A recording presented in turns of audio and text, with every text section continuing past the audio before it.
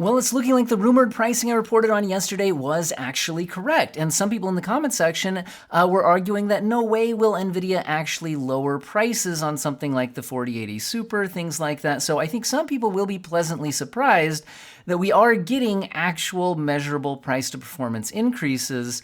But how much of a price to performance increase on which cards? Are these replacing the original 40 series? And the answer to that is yes and no, depends on the model. Anyway, also, what is all of this red text here? Because overall, this slide is the official NVIDIA slide of their new 40 series lineup.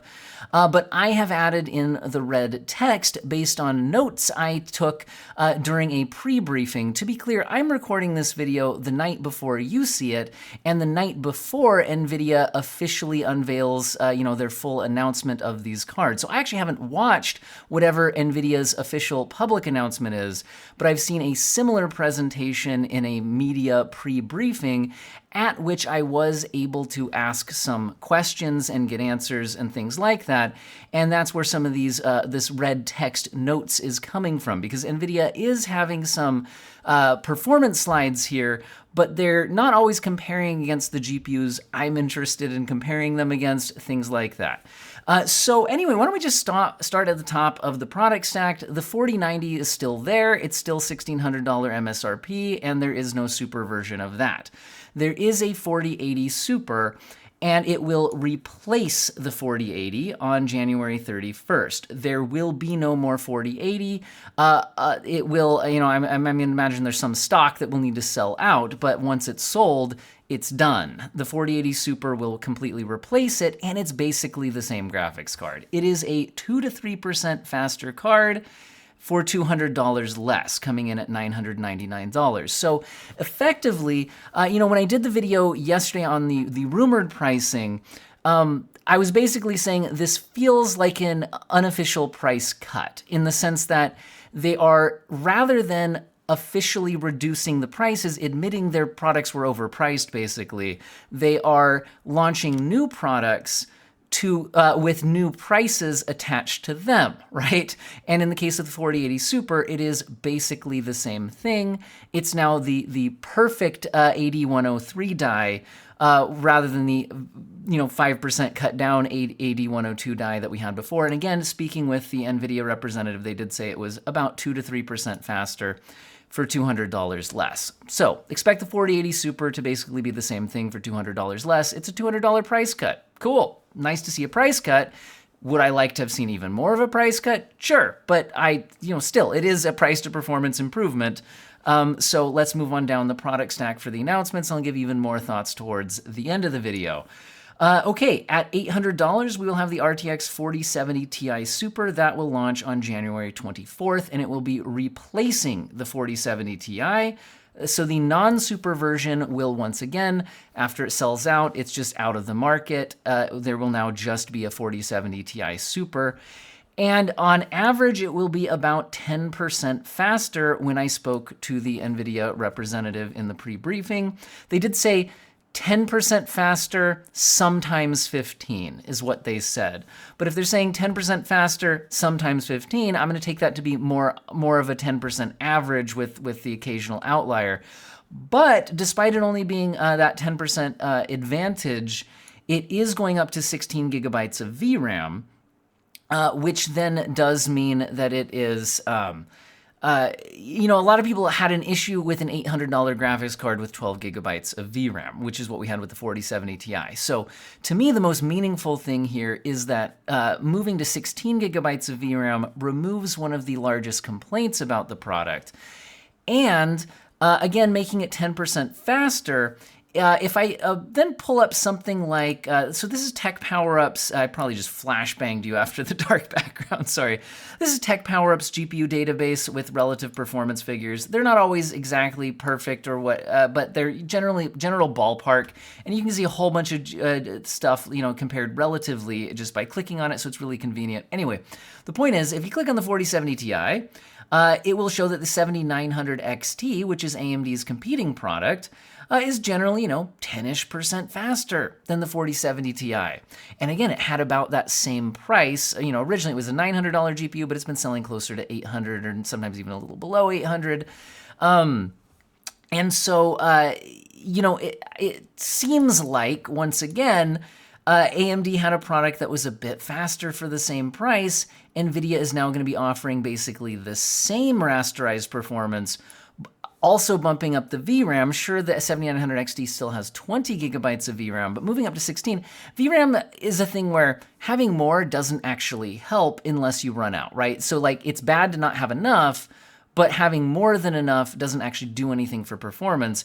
And 16 gigabytes, especially if you're going to buy it for 1440p, I don't think is anything to be concerned about from a VRAM amount perspective. So with that in mind, you're basically eliminating a big amount of the VRAM concern, moving up to rasterized parity with the AMD product while offering better ray tracing performance and better upscaling, more accessible frame generation, things like that.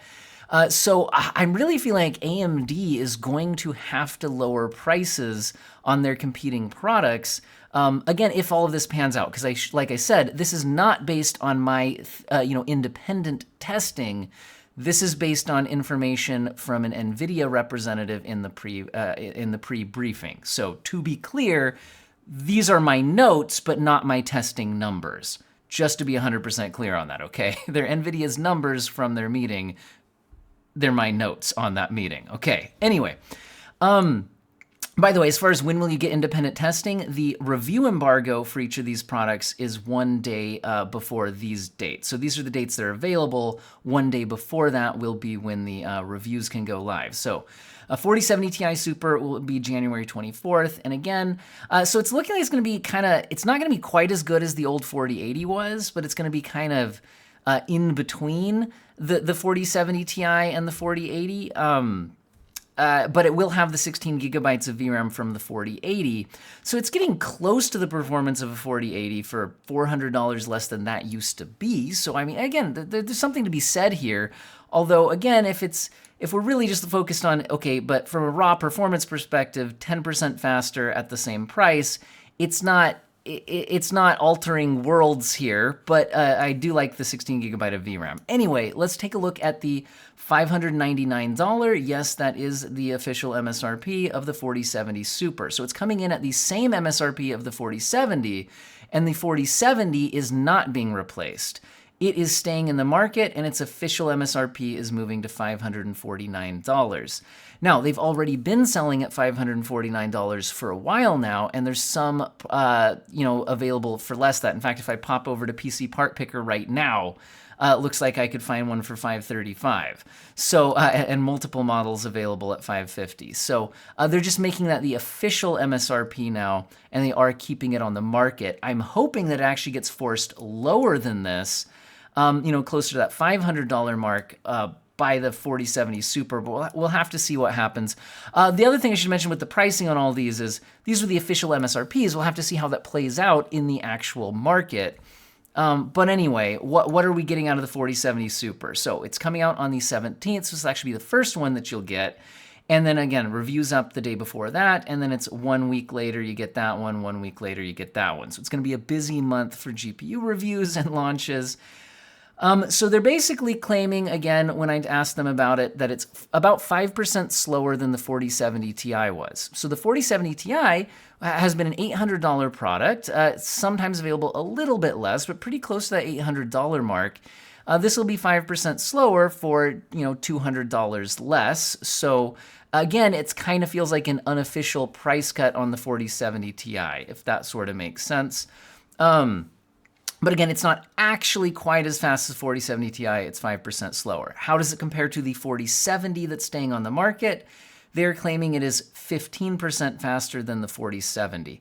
And it will be a 12 gigabyte product like the 4070. So it's staying 12 gigabytes. So again, it feels a lot like the 4070 Ti. It's within 5% of that. But then coming in at this lower price point. Now, it'll be interesting to see how that ties in again with AMD competition. I'm going to flashbang you again.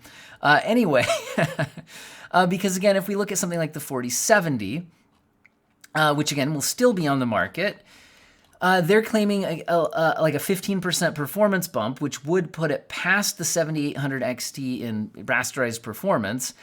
But again, the 7800 XT is a $500 MSRP. This is a $600 MSRP. But then again, you have the NVIDIA software, feature advantages, things like that to go with it. So, I think it'll be an interesting product for sure.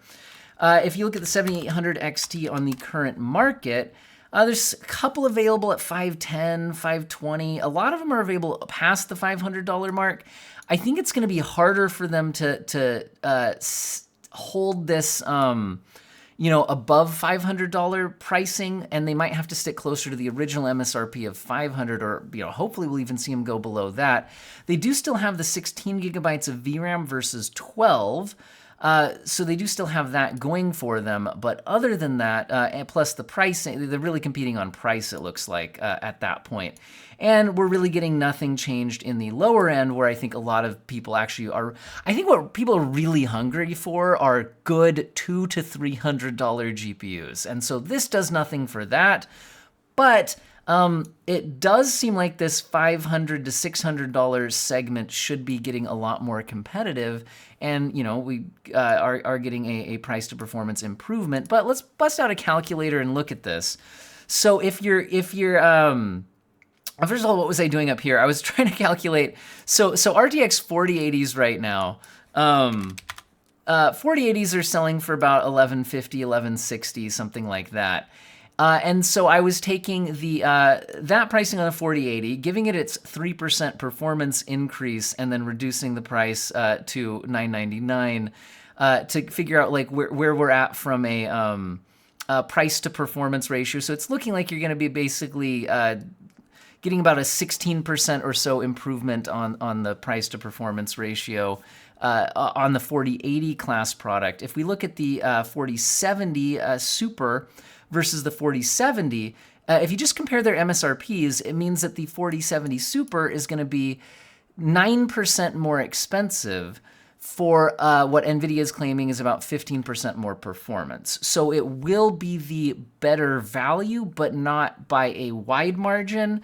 And then if you look at, like I said, if I could actually pull up a 4070 right now for $535, and if I actually look at that on the cheapest model there, then we're looking at, it's 12% more expensive for 15% more expensive. So I don't know. I feel like in the end, these things usually kind of force each other to change a little bit in the market. If there's a 15% performance gap, I have a feeling that there will probably end up being close to a 15% price gap on the actual market.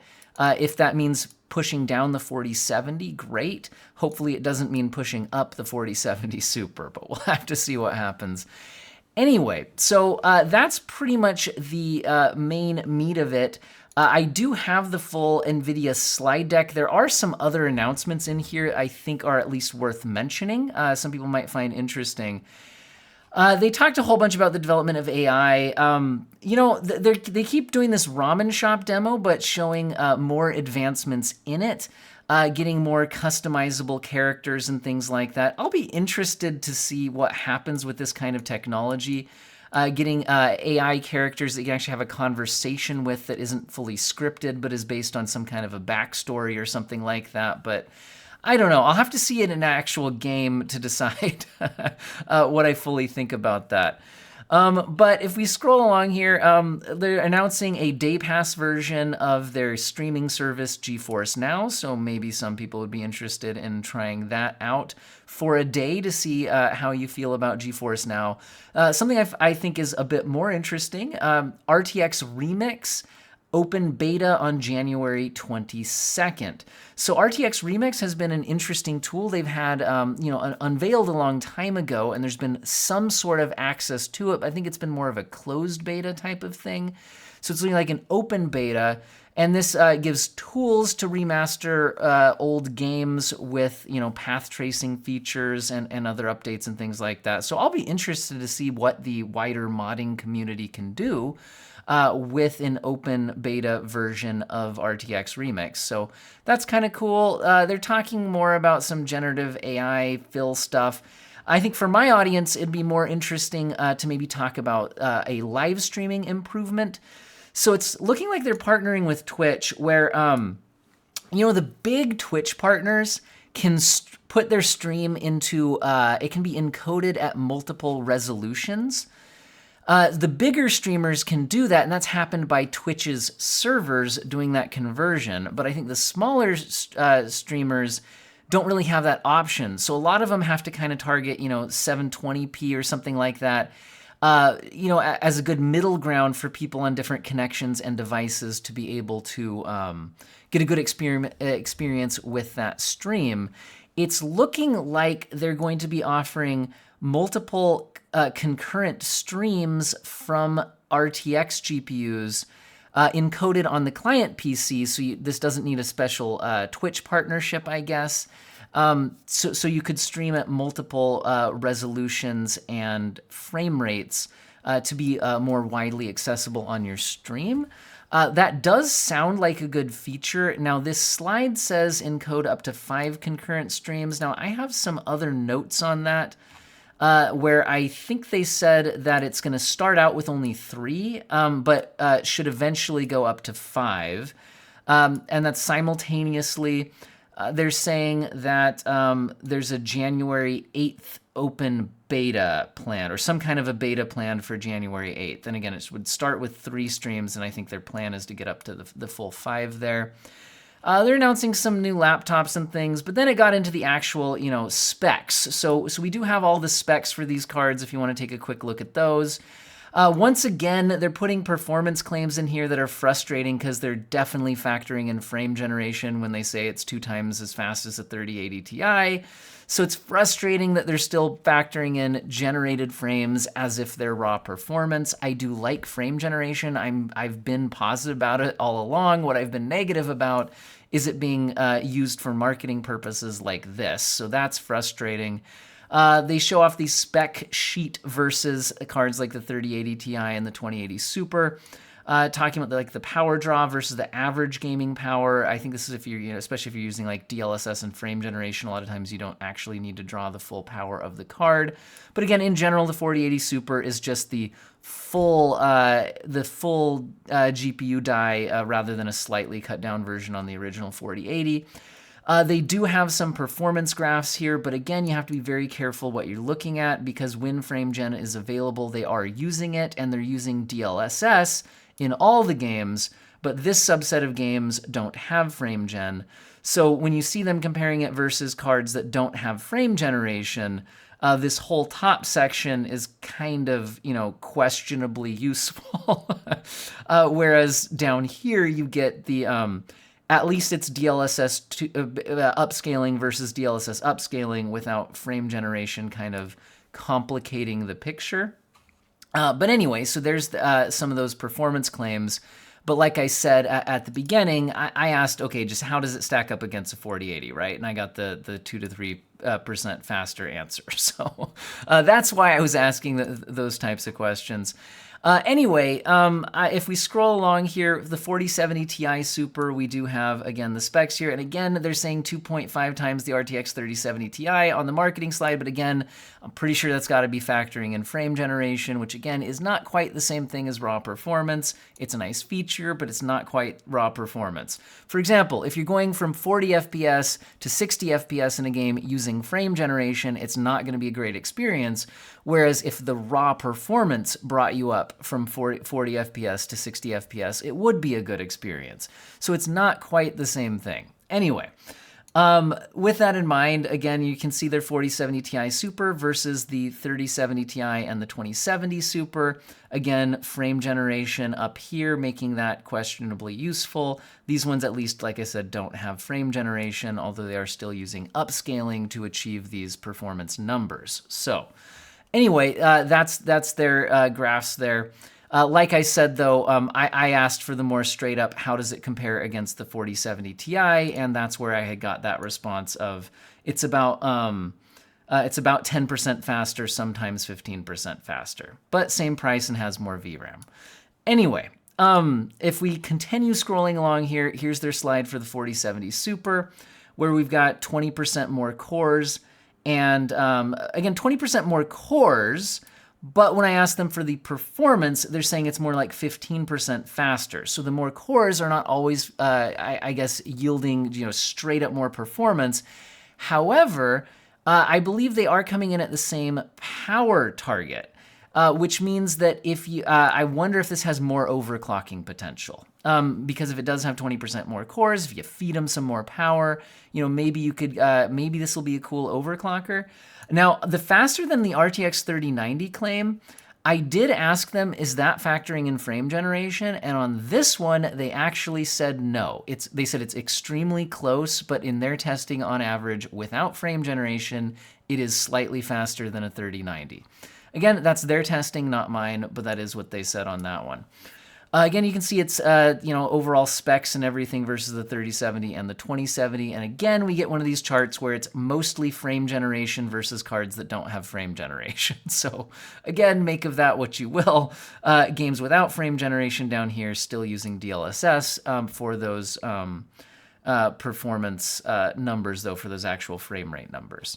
Anyway, so then they're giving some more, relative performance numbers. I think this one's at least finally without DLSS 3, and this one is with DLSS 3 where it looks larger. And they're talking about, the increased power efficiency and things like that.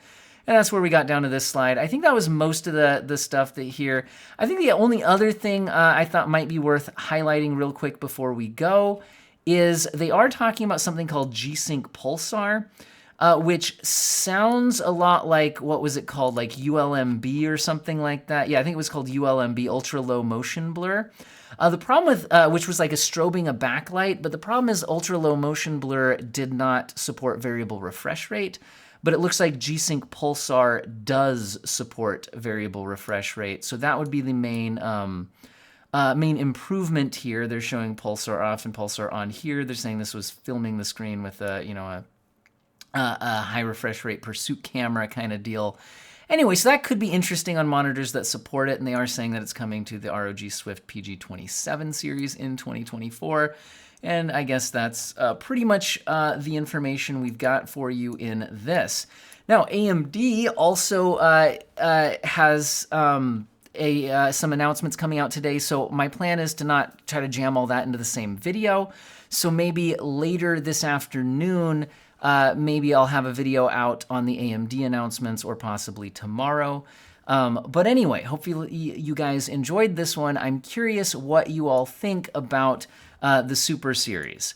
Again, it's definitely improving the price to performance that is on offer from the 40 series. There's no question about that. They are offering more performance at the same pricing and just flat out reducing the price of the 4080, basically. Now, is it enough to get everybody excited about it? That's where you can let me know in the comments section, right? To me, this feels like more where the product stack probably should have been when they launched. And then the fact that they're getting there now is less exciting than if they had been there a year ago, right? But it is still nice to see, and I think it's enough. Like I said, I think this is enough of a cut that AMD is going to have to respond versus the 4080 Super and the 7900 XTX. The XTX is just not going to be able to charge what it currently is. I think, what are those about? I think they're about 950 right now. Yeah, it's looking like they're about 960. I don't think those can hold 960 in the face of a card that is probably as good at raster and better at ray tracing, right? Anyway, like I said, I already talked about how I think the 4070 Ti Super will probably put a lot of pressure on the 7900 XT as well. So I'm hoping this shakes up the GPU market because these upper-end cards have felt like really poor value for a really long time. So hopefully this does something to shake that up at least. The worst case scenario would be that there just aren't really cards available at these MSRPs and they just continue to cost too much. Anyway, but like I said, let me know what you guys think in the comment section. Huge thank you to subscribers and viewers, and a special thank you to channel members who hit the join button to directly support the channel financially. That is just incredible that people are willing to do that. But again, thank you to everybody, viewers, all that. You're all beautiful people, and I hope everyone has an excellent day.